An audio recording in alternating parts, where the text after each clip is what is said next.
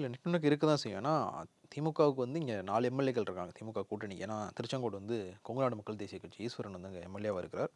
அதை தாண்டி பார்க்கும்போது நாமக்கல் மக்களவை தொகுதி வந்து அவங்க கொங்குநாடு மக்கள் தேசிய கட்சி அவங்ககிட்ட தான் இருக்குது.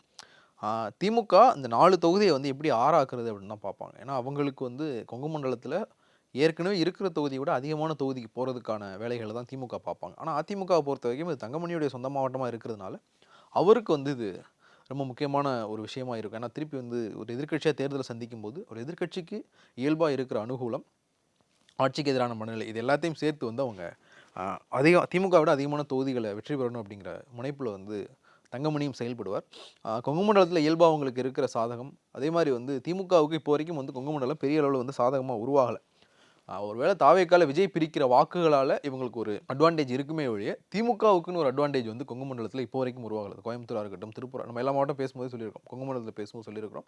அங்கே எல்லாம் திமுகவுக்கு அந்த இயல்பான பலவீனம் வந்து இன்னும் வந்து அப்படியே மெயின்டைன் ஆகுது. ஏன்னா நீங்கள் அதிமுகவில் நாமக்கல்லில் வந்து தங்கமணி இருக்கிறார், ஒரு பவர்ஃபுல்லான ஆளாக இருக்கிறார், 2ஆம் கட்ட தலைவராக இருக்கார். திமுகவில் யார்? இப்போ தான் வந்து ராஜேஷ்குமார் வந்து இப்போ தான் ஒரு எமர்ஜிங் பேஸில் தான் வந்து இருக்கிறார். அவரும் வந்து எம்பியாக இருக்கிறனால ஒரு மாநில அரசியல் இல்லாத ஒரு சூழலுமே வந்து இங்கே இருக்குது. அதே மாதிரி வந்து நீங்கள் இது திமுகவில் எல்லா மாவட்டங்களுக்குமே வந்து பொருத்தி பார்க்கலாம்.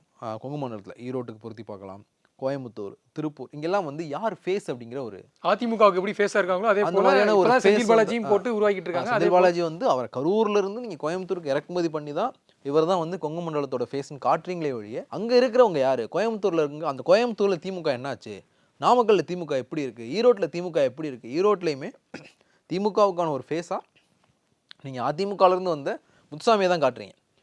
ஈரோடு டவுனை எடுத்துக்கிட்டோம் அப்படின்னா ஈரோடு மேற்கு, ஈரோடு கிழக்கு 2 தொகுதிகள் இருக்குது. அதில் ஈரோடு கிழக்கு எம்எல்ஏவாக இப்போ இருக்கிற சந்திரகுமார் தேமுதிகலேருந்து வந்தவர். ஈரோடு மேற்கு எம்எல்ஏவாகவும் அமைச்சராகவும் இருக்கிற முத்துசாமி அதிமுகலேருந்து வந்தவர். திமுகவினர் எங்கே போனாங்க? திமுக யாரையும் ஏன் உருவாக்கலை அப்படிங்கிற ஒரு கேள்வி இருக்கு இல்லையா? இந்த கேள்வி கொங்கு மண்டலத்தை அதிமுகவுக்கு வந்து திமுகவை இன்னும் வீக்கன் ஆக்கிக்கிட்டே தான் இருக்கு. GT Holidays, South India's #1 travel brand.